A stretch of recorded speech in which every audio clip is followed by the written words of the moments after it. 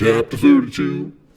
If you move even a fraction, my attacker warned, I'll drive this right through you without blinking.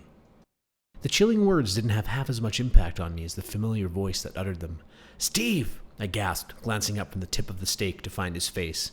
It was him, sure enough, trying to look brave, but obviously terrified. Steve, what the? I began, but he cut me short with a poke of the stake. Not a word, he hissed, crouching down from behind the stone pillar. I don't want your friend overhearing. Oh, you mean Mr. Crepsley, I said. Larton Crepsley, Verhorsten, he sneered. I don't care what you call him. He's a vampire. That's all that bothers me. What are you doing here? I whispered. Vampire hunting, he growled, prodding me again with the stake. And looky here, seems like I found me a pair. Listen, I said, more annoyed than worried. If he was going to kill me, he would have done it immediately, not sat around talking first like they do in the movies.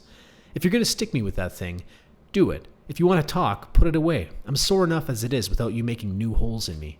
He stared, then pulled the stake back a few centimeters. Why are you here? I asked. How did you know to come? I was following you, he said. I followed you all weekend after seeing what you did to Alan. I saw Crepsley going into your house. I saw him toss you out the window. You're the one who sneaked into the living room, I gasped, remembering the mysterious late-night visitor. Yes, he nodded. The doctors were very quick to sign your death certificate. I wanted to check for myself to see if you were still ticking. The piece of paper in my mouth? I asked. Litmus paper, he said. It changes color when you stick it on a damp surface. When you stick it on the living body. That and the marks on the fingertips tipped me off. You know about the marks on the fingers? I asked, amazed. I read about it in a very old book, he said. The same one, in fact, that I found Verhorsten's portrait in. There was no mention of it anywhere else, so I thought it was just another vampire myth. But then I studied your fingers and... He stopped and cocked his head. I realized I could no longer hear digging sounds. For a moment there was silence. Then Mr. Crepsley's voice hissed across the graveyard. Darren, where are you? He called. Darren! Steve's face collapsed with fear. I could hear his heart beating and see the beads of sweat rolling down his cheeks. He didn't know what to do. He hadn't thought this through. I'm fine, I shouted, causing Steve to jump. Where are you? Mr. Crepsley asked. Over here, I replied, standing, ignoring Steve's stake. My legs were weak, so I lay down for a minute. Are you all right? He asked. I'm fine, I said. I'll just rest a little longer, then try them again. Give me a shout when you're ready. I squatted back down so I was face to face with Steve. He didn't look so brave anymore. The tip of the stake was pointing down at the ground, a threat no more, and his whole body sagged miserably. I felt sorry for him. Why did you come here, Steve? I asked. To kill you, he said. To kill me? For heaven's sakes, why? I asked. You're a vampire, he said. What other reason do I need? But you've got nothing against vampires, I reminded him. You wanted to become one.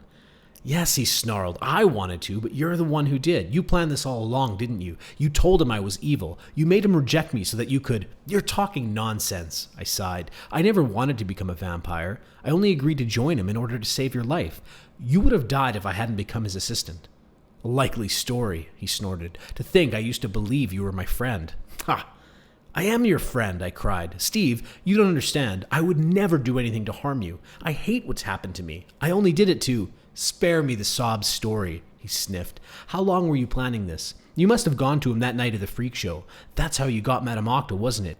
He gave her to you in return for you becoming his assistant. No, Steve, that's not true. You mustn't believe that. But he did believe it. I could see it in his eyes. Nothing I said was going to change his opinion. As far as he was concerned, I'd betrayed him. I had stolen the life he felt he should have had. He would never forgive me. I'm going now, he said, starting to crawl away. I thought I'd be able to kill you tonight, but I was wrong. I'm too young. I'm not strong enough or brave enough. But heed this, Darren Shan, he said. I'll grow. I'll grow older and stronger and braver. I'm going to devote my entire life to developing my body and my mind, and when the day comes, when I'm ready, when I'm fully equipped and properly prepared, I'm going to hunt you down and kill you, he vowed. I'm going to become the world's best vampire hunter, and there won't be a single hole you can find that I won't be able to find too. Not a hole or a rock or a cellar. I'll track you to the ends of the earth if I have to, he said, his face glowing madly. You and your mentor. And when I find you, I'll drive steel-tipped stakes through your hearts, then chop off your heads and fill them with garlic. Then I'll burn you to ashes and scatter you across running water. I won't take any chances. I'll make sure you never come back from the grave again. He paused, produced a knife, and cut a small cross into the flesh of his left palm. He held it up so I could see the blood dripping from the wound. On this blood, I swear it, he declared, then turned and ran, disappearing in seconds into the shadows of the night. I could have run after him, following the trail of blood. If I'd called Mr. Crepsley, he could have tracked him down and put an end to both Steve Leopard and his threats. It would have been the wise thing to do, but I didn't. I couldn't. He was my friend.